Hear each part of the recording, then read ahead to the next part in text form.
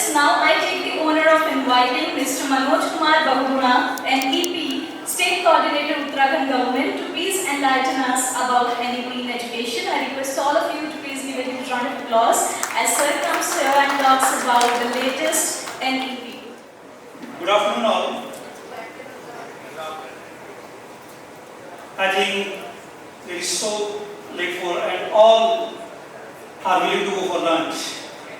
And at this time, this is not easy to present a presentation. I present my presentation on some key features of National Education Policy 2020 and some initiatives that we are initiating in our state, Uttarakhand. जिन्होंने संक्षेप में सही NEP 2020 को पढ़ा है, please raise your hands. There are very few. मुझे लगता है अभी भी काफी लोग ऐसे हैं जो बहुत चर्चा में जो चीज है अभी काफी लोगों को उसके बारे में जानकारी लेगी. जिन लोगों ने भी पढ़ा है, एक छोटा सा मैं जानकारी चाहूंगा कि chapter 22, can you tell me what is chapter number 22? 22वां अध्याय क्या है? कुल 27 चैप्टर्स इसमें हैं, जिसमें 1 से 8 तक विद्यालयी शिक्षा के लिए है for school education, 9 to 19 for higher education, और उसके बाद कुछ general. Anyone can tell me what is number 22? Okay, that is promotion of Indian languages, art and culture.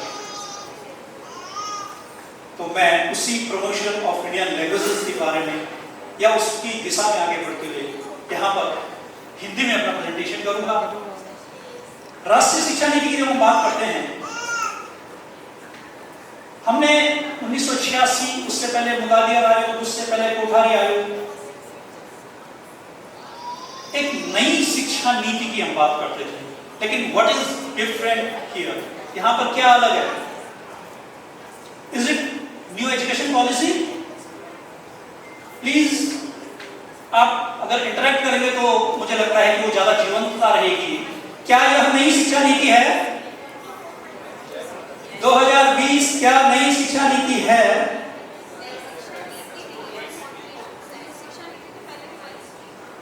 Yes, it is not new education policy, it is national education policy. ये राष्ट्रीय शिक्षा नीति है. ये नई शिक्षा नीति तो है ही, लेकिन एक्चुअल में ये राष्ट्रीय शिक्षा नीति है. और ये क्यों राष्ट्रीय शिक्षा नीति है?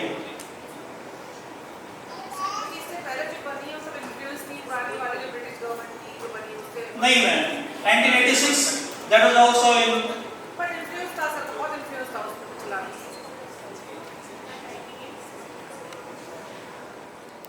जिसमें कि 2.5 लाख ग्राम पंचायतों से 6,600 लगभग जो हमारे ब्लॉक डेवलपमेंट एरियाज हैं, विकास खंड हैं, 6,000 स्थानीय निकाय हैं, 676 जिलों के लगभग 2 लाख से अधिक लोगों के सुझावों से ये जो शिक्षा नीति है, इसको तैयार करने में आप लोगों का हाथ है, इसमें जमीनी लोगों का हाथ है.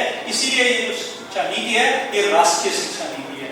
This is not only a new education policy, this is national education policy. और ये एजुकेशन पॉलिसी जिसको कि 29 जुलाई 2020 को के कस्तूरीरंगन सर ने जो रिपोर्ट प्रस्तुत की थी, उसको भारत सरकार ने अंगीकृत किया और 29 जुलाई 2020 को समूचे राष्ट्र में राष्ट्रीय शिक्षा नीति 2020 अंगीकृत की गई. जो इसके गोल्स थे, जो इसके एम्स थे, लक्ष्य क्या थे? कुछ अलग लक्ष्य हैं. अगर इनकी हम बात करें, देश के लिए 21st सेंचुरी स्किल्स के साथ साथ जो आवश्यकताएं हैं, अभी आऊंगा, बहुत सारी चीजों पे यहाँ बात हुई है, वैल्यूज की बात हुई है, इमोशंस की बात हुई है, डिस्पोजिशंस की बात हुई है, वो कहां से शुरुआत होगी, कहां से आएंगे? चुनौतियों की बात हो गई, चिंता जाहिर कर रहे हैं, लेकिन कैसे शुरुआत होगी, कहां से शुरुआत होगी? टीचर्स करेगा, कैसे करेगा, किसके माध्यम से करेगा? सांस्कृतिक मूल्यों की बात आई, हम कहाँ, कौन सा, क्या हमारा इतिहास है, हम किसकी बात करते हैं। हम तक्षशिला, नालंदा, विक्रमशिला और वल्लभी जैसे संस्थानों के संस्थापक रहे हैं। हम चरक, सुश्रुत, आर्यभट्ट, भास्कराचार्य, पाणिनि, पतंजलि, गार्गी और मैत्रेयी के देश के निवासी। और इन सारे लोगों ने गणित, खगोल विज्ञान, धातु विज्ञान, शल्य चिकित्सा, इन सारी चीजों में सारी दुनिया में नेतृत्व किया है। तो उन चीजों को हम कैसे आगे लेके आएंगे? We have to move forward. We have got 21st century skills. लेकिन क्या ये चीजें कहाँ से होंगी, कैसे होंगी? क्रिएटिविटी कैसे डेवलप होगी? ये सारी बात इस नेशनल एजुकेशन पॉलिसी में की गई है। हमें केवल कॉग्निटिव डेवलपमेंट नहीं करना है, but we have emotional development, social economic development, moral values. हम एक किताब पढ़ते थे, छोटी सी किताब, नैतिक शिक्षा, कितने विद्यालयों में आज चलती है। हमारे पूर्वज कितने विद्यालयों में, आज यहाँ बहुत सारे रिनोन्ड स्कूल्स के एडमिनिस्ट्रेटर्स यहाँ पर बैठे हैं। क्या नैतिक शिक्षा की हम बातों में करते हैं, लेकिन क्या कहीं पर कोई उसका रिटन डॉक्यूमेंट कोई करके अभी कहाँ चल रहा है? झांकने की आवश्यकता है। विजन, दृष्टिकोण क्या है? केवल ऐसा नहीं कि विचारों में, यहाँ पर बहुत सारी चीजें जो आई थी, आज वो क्या रहा है? विचार तो है, एक सोच तो है, लेकिन जरूरत क्या है? उसको करते हैं अन्नमय कोश से। जल थल पावक गगन शरीरा, पंच तत्व से बना शरीर। ये अन्नमय कोश की बात होती है कि अन्न कहां से? एक entire universe is made of अन्ना। अन्न, व्हाट इज अन्ना? दिस इज मैटर, द्रव्य। इसमें एक बात आती है कि जो भृगु ऋषि थे, उन्होंने एक बार अपने पिता वरुण से पूछा कि ऐसा कौन सा तत्व है जिससे सारी ये पृथ्वी, ये सारा ब्रह्मांड बना है? That was matter, that was द्रव्य। ये लोग क्या है? अन्न, प्राणमय कोश, शरीर को जो जीवंतता प्रदान करता है, एक एनर्जी जो हमारे अंदर प्रत्येक कोशिका को एक समान और सामंजस्यपूर्ण प्रवाह पैदा करती है।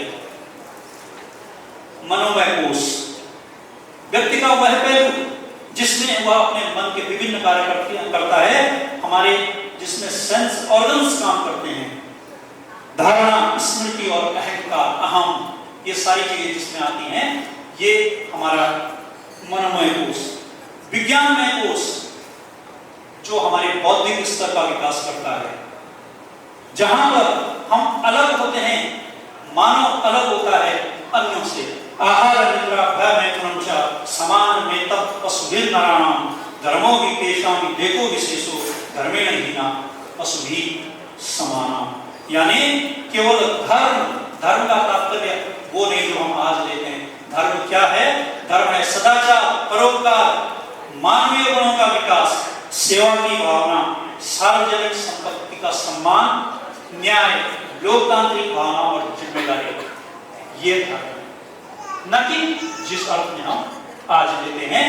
और उसके बाद हम पहुंचते हैं आनंदमय कोश की तरफ, जिसमें कि अस्तित्व का जो चरम पहलू है, जहां पर व्यक्ति सुख दुख लाभ हानि इनसे ऊपर हो जाता है, आनंदमय कोश। तो ये सारी चीजें इस नीति में है। पंचायती की अवधारणा, कैसे हम एजुकेशन को लेके जाते हैं, कहां से शुरू होती है और कहां पर जाके समाप्त होती है?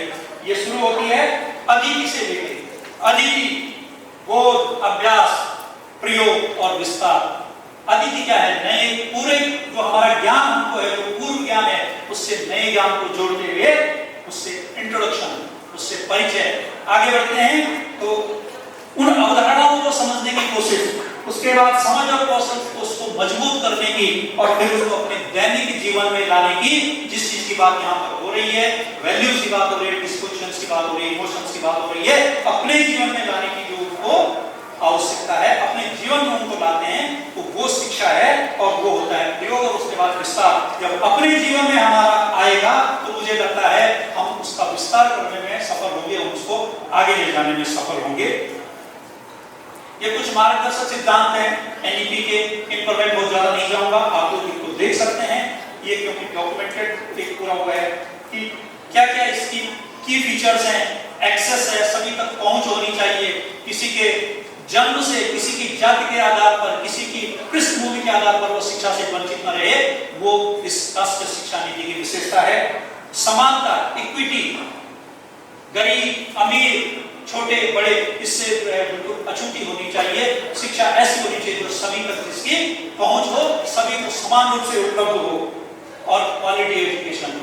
इसके साथ साथ एफोर्डेबिलिटी बहुत बड़ा इश्यू है। भारत गांव का देश है, जैसे अभी बात आई थी शायद बिचुलवाड़ सर थे, उन्होंने यहाँ पर कहा था कि हम देहरादून की बात करें, लेकिन क्या हम बात करेंगे मुंशियारी की, क्या हम बात करेंगे जोशीमठ की, क्या हम बात करेंगे दूर दराज में बैठे हुए उस बालक की जिसको आज कोडिंग और एआई और जो हम वर्चुअल रियलिटी की बात करते हैं उनके साथ साथ उसके लिए पहले अफोर्डेबिलिटी, ये उसके लिए बहुत बड़ा इश्यू है। और जिम्मेदारी, जो इस चीज को आगे ले जाने के लिए जो जिम्मेदारी उसको दी गई है, उसको इस चीज का निर्वाह करना होगा। ये कुछ पिलर्स हैं।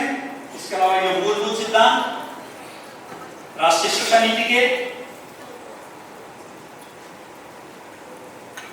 जो चेंजेस हुए हैं, स्ट्रक्चर चेंज हुआ है, मेन स्ट्रक्चर चेंज है जिसमें हम 10+2 से 5+3+3+4 की तरफ गए हैं। इसके अलावा एक बहुत बड़ा इश्यू, एक बहुत बड़ा जो चेंज हुआ है वो गवर्नमेंट सिस्टम में, हालांकि यहाँ पर बहुत सारे हमारे प्राइवेट इंस्टीट्यूट्स के लोग हैं, उनके यहाँ ये चीज पहले से थी, लेकिन गवर्नमेंट सिस्टम में जो प्रारंभिक बाल्यावस्था और देखभाल, ये जो चीज शिक्षा आई है ईसीसी, ये इसका एक बहुत बड़ा फैक्टर है, बहुत बड़ा। अगर मैं उत्तराखंड राज्य की बात करूं तो उत्तराखंड राज्य में उत्तराखंड सरकार के द्वारा 12 नवंबर 2020 को राष्ट्रीय शिक्षा नीति 2020 को अंगीकृत किया गया और तब से लगातार हम राज्य में इसको इंप्लीमेंट करने के लिए निरंतर प्रयासरत हैं। कुछ इनिशिएटिव्स हमने जो उत्तराखंड स्टेट में लिए हैं उनकी मैं यहाँ पर बात करूं। स्कूल रेडीनेस मॉड्यूल, इसमें एक आरोही हमारे स्टेट में लगातार इसको इंप्लीमेंट किया जा रहा है। बाल वाटिका, जैसा कि मैंने कहा कि ईसीसी का जो पार्ट है, ये हमने अपने 5,928 जो हमारे ईसीसी सेंटर्स हैं, जो आंगनबाड़ीज हैं, जो कि प्राइमरी स्कूल के साथ कोलोकेटेड है, उनमें हमने ये स्टार्ट किया है। इसके अलावा जो हमारे आंगनबाड़ी वर्कर्स हैं, उनके लगातार हम ट्रेनिंग्स और उनका ओरिएंटेशन हम ईसीसी को स्टार्ट करने के लिए कर रहे हैं। स्टेट स्पेसिफिक जादुई पिटारा एनसीईआरटी के द्वारा डेवलप किया गया है। ये 12 बेस्ड पेडागोजी पे आधारित है और उत्तराखंड राज्य ने अपने हिसाब से इसको मॉडिफाई किया है। और अपने हिसाब से क्या मॉडिफाई किया है, मैं कहना देखना, आप यहाँ पर देखेंगे कि जैसे अल्फाबेट्स जो हमारे चलते हैं, चाहे हिंदी के हों, तो वो कैसे हमने उसको लोकलाइज किया है, कैसे हमने उनको स्टेट स्पेसिफिक किया है, या विभिन्न हमारे जो यहाँ पर कल्चर्स हैं उनको कैसे हमने जो है शोकेस किया है, वो चीजें हमने यहाँ पर दिखाने की कोशिश की है। वर्ल्ड्स पिक्चर बुक्स डेवलप की गई हैं, कुछ गाइडलाइंस डेवलप की गई हैं कि जो हमारे जो प्री प्राइमरी स्कूल्स हैं, प्री स्कूल्स हैं, उनको चलाने के लिए, कॉम्प्लेक्सेस को चलाने के लिए, ये सारे रिकमेंडेशंस हैं, इसलिए मैं इन पे ज्यादा नहीं जा रहा हूँ। हमने लोकल लैंग्वेजेस में, लोकल डायलेक्ट्स में कुछ बुक्स डेवलप की हैं, जिसमें गढ़वाली, जो केवल गढ़वाली, जौनसारी, कुमाऊनी और रंग, इनमें ही नहीं, हमने लगभग 17 to 18 डायलेक्ट्स स्टेट के अंदर आइडेंटिफाई किए हैं और हम उन सब पे काम कर रहे हैं। ये आप देख सकते हैं कि 18 डायलेक्ट्स करीब करीब हमने स्टेट के अंदर आइडेंटिफाई जो चलती हैं, जो कि जिनमें बोलने वालों की संख्या भी काफी कम हो रही है। कैसे, हम जब मैं भी कह रहा था कि हमारा 20 जो फर्स्ट चैप्टर्स है वो क्या है, तो उनको हमें प्रिजर्व करना है, उनका संरक्षण करना है।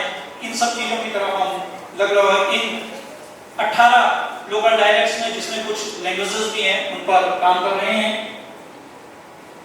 फाउंडेशन लिटरेसी और न्यूमरेसी, जो कि एक बहुत बड़ा सेक्टर है नेशनल एजुकेशन पॉलिसी 2020 का, उस पर काम करने के लिए हम अबेकस को यूज कर रहे हैं। इसके अलावा और भी एफएलएल के फील्ड में काम कर रहे हैं, वो आगे प्रेजेंटेशंस में हमारे यहाँ पर और डिप्टी एसपी सर है वो भी रखेंगे।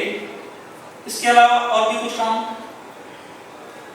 बुक्स और जो लाइब्रेरी को स्ट्रेंथन करने के लिए भी यहाँ पर बहुत सारे काम हमारे स्टेट के द्वारा किए जा रहे हैं।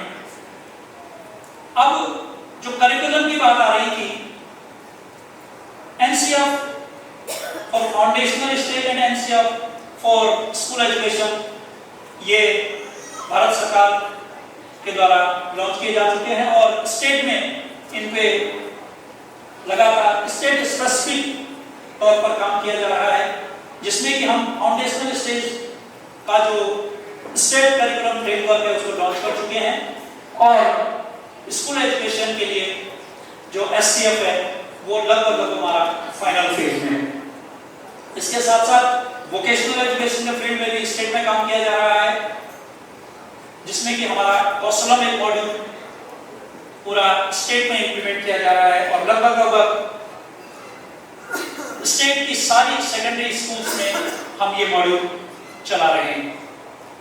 साथ साथ आप देखिए जो हमारे होने वाले जो टीचर्स होते हैं, डीएलएड स्टूडेंट्स होते हैं, उनको किस तरह से हम इन चीजों से जोड़ते हुए ताकि वो चीज भविष्य में हमारे विद्यालयों तक जाए, वो सारी चीजें स्कूल्स में यहाँ पर और ट्रेनिंग इंस्टीट्यूट जो हमारे यहाँ पे हम इंप्लीमेंट कर रहे हैं। डिजिटल एजुकेशन की हम बात करते हैं, उसमें भी हमारा स्टेट लगातार पीएमई विद्या के माध्यम से काम कर रहा है। क्यूआर कोड सारी जो हमारी बुक्स हैं उन पर डेवलप किए जा रहे हैं। इस तरह से बहुत सारे वेबसाइट और सारी जो एनईपी की रिकमेंडेशंस हैं हम उनको इंप्लीमेंट कर रहे हैं। एक बहुत बड़ा इश्यूज हमारे बहुत सारे इंस्टीट्यूट्स यहाँ पर बैठे हैं, इसको भी इंप्लीमेंट करना एक बहुत बड़ा हमारा एनईपी का रिकमेंडेशन है। साथ साथ स्पेशल एजुकेशन जोन्स पे काम कर रहे हैं। Triple SA state school standard authority, इस पर भी जो कि एक बहुत बड़ा गेम चेंजर एजुकेशन के फील्ड में होने वाला है, इसमें भी लगातार हम आगे बढ़ रहे हैं और इसी का जो इम्प्लीमेंटेशन डॉक्यूमेंट होगा इस पर ये भी लगभग हमारा तैयार है। तो ये कुछ इनिशिएटिव्स हैं जो स्टेट के द्वारा किए जा रहे हैं। इसके अलावा मातृभाषा उत्सव की बात मैंने करी कि जो हमारी लोकल डायलेक्ट्स हैं उनको संरक्षित करने के लिए, उनके विस्तार के लिए जो मातृभाषा उत्सव स्कूल लेवल से और स्टेट लेवल तक हमने ऑर्गेनाइज किया है। एक नेशनल सेमिनार भी हमने आयोजित किया है। तो ये कुछ बेसिक इनिशिएटिव्स थे जो कि स्टेट के द्वारा किए गए हैं और कुछ फीचर्स थे। मैं एनईपी की आत्मा के तौर पर यदि कुछ बात करूं तो हम कहना चाहेंगे कि संगठन संबद्धम संभोगना से जानता, और इसी भावना के साथ और इस कामना के साथ कि सर्वे भवन्तु सुखिनः सर्वे सन्तु निरामया सर्वे भद्राणि पश्यन्तु मा कश्चित् दुःखभाग् भवेत्, हम अपने स्टेट एजुकेशन सिस्टम को इसी भावना के साथ आगे ले जा रहे होंगे कि मे all be happy, may all be free from illness, may all see what is auspicious, and may no one suffer. Thank you.